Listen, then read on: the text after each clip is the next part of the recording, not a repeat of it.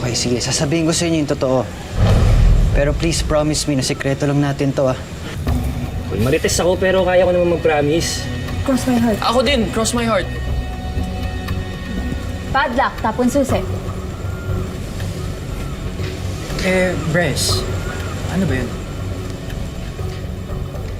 Naalala niyo yung video na kumalat tungkol kay Katya Carida? Isang 15 anyos na estudyante ng MacArthur Academy ang piniling wakasan ng kanyang buhay.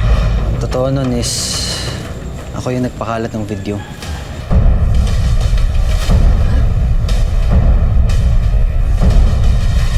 Livy, sorry na pagkamalan ka.